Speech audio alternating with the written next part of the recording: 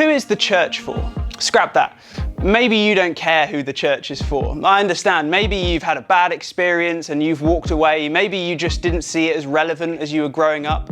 Maybe you had someone hurt you who claimed to be a Christian and you thought, nah, I'm just not interested. And I understand. If I'd have been through the things you'd have been through, experienced the things you'd experienced, I'm sure I would have made the same decision. But let me ask you another question. Who is God for? And that might sound like a trick question to try and get you to lean into this. But seriously, if Jesus was correct about the things that he claimed, if the invitation on the cards is real, then there's a lot to gain and a lot to lose asking this question. I mean, on one side of it, we could be unnecessarily missing out on freedom and hope, a way to get rid of the guilt and the shame, a way to be right and interact differently with the people around us and with our Heavenly Father. So I think this is a really important question to wrestle with. And I think Jesus thought this was an important question to wrestle with. I mean, think about it. In the last week before he was crucified, he took the time out of his diary to address this issue. What issue would be big enough for you that if you knew you had 7 days to live, you would take time out of your diary to address that issue? This was a big deal for Jesus. Let me set the scene for you. Jerusalem was absolutely buzzing at the time of this story. There was a religious festival going on and the temple was the epicenter. People from nations all around Jerusalem had made long journeys to come and get right with God in the temple. Imagine it.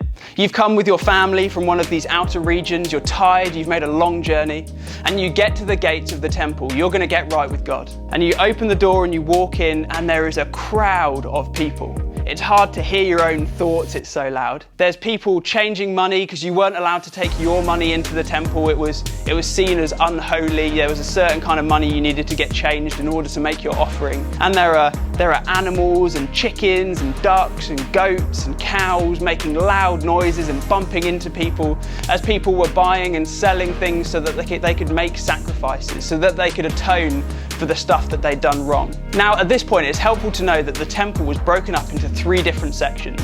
There was the inner circle, only the priests were allowed in here. This was the holy ground for a very select few.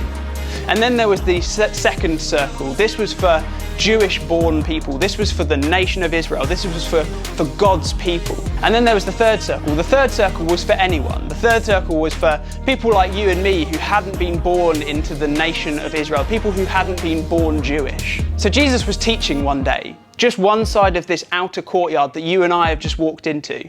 We're not allowed to go into the other 2 bits of the temple, so we've got to do all our praying and all the stuff we'd come to do with God in this circle. Jesus is teaching people, and as he often did there, people were hooked on his every word. There were crowds, and then something happened.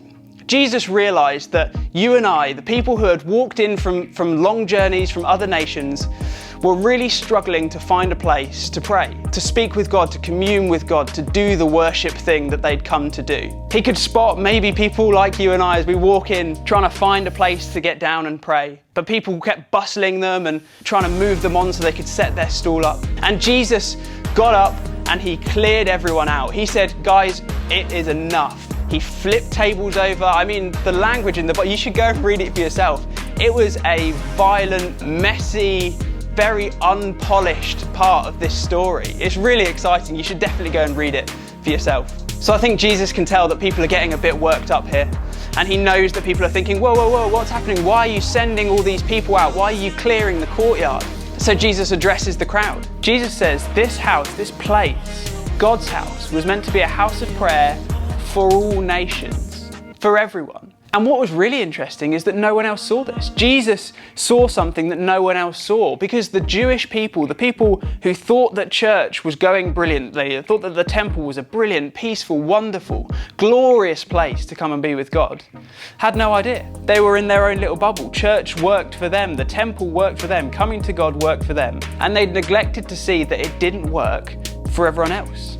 And therein lies the challenge, especially for those of us who would consider ourselves part of God's family, who have been welcomed in with open arms. We don't see the church, we don't see the family of God the way that people who are on the outside see it. We think it's comfortable and it's easy, that there's a clear path to God. And all the while, people are coming to God and having barriers thrown in their way. Not on purpose, we're not meaning to be difficult, but just because we're not thinking about it. The Jewish leaders weren't being intentionally nasty, they just weren't thinking about it. But it broke Jesus' heart to see people come into their Heavenly Father and to be so neglected that that was really difficult for them. The people who should have known better weren't stepping in to help. Man, what a caution for us. And this might be difficult. This might mean saying no to some of the stuff that we love about church. This might mean changing some of the language we use so it's easier for people who haven't grown up hearing that language. It might mean singing some different songs, doing some stuff in some different styles, and watching our mouth and watching our actions. It might mean letting go of some stuff that we love about being in order to clear the path for some other people. And I get the pushback here, and you might not even want to say it because it sounds so bad, so I'll say it. What about me? What about my needs? Church needs to work for me. My faith life is important. The family's faith life is important. What about me? And I love that this mattered to Jesus too. He addressed it. In fact, in the Great Commission, the big push, the marching orders for the church just before Jesus was taken up to heaven, Jesus says, go and make disciples. Make it easy for those people of all nations who are coming into the family of God. Go out of your way for them. Go and make disciples. Help people find and follow me. And as you do, I'll be with you. I'll be with you when you have to lay aside some of your preferences and church is just a bit hard. I'll be with you when the things that you'd hoped that church would be for you and your family aren't that way, when it's a bit more uncomfortable. I'll be with you as you try and do everything in your power to clear the path so that people who don't know me can come to me. I'll be with you as you reunite people with their Heavenly Father. I'll be with you. A lot hangs in the balance for us to get this right, and the onus really is on us, the people that would say that we're a part of the family. Clearing the path may not be easy. Removing the barriers may be uncomfortable, and we might lose stuff that we love. But God will be with us always.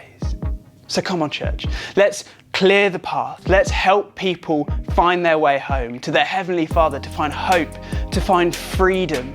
Some of us are going to have to give up more than others. It's going to cost some of us a lot. But what is the faith of someone else worth? It could be your mum or your grandma or your friend or your sister or your brother or your children. God will be with us as we clear the path for all nations to come to their Heavenly Father. So come on.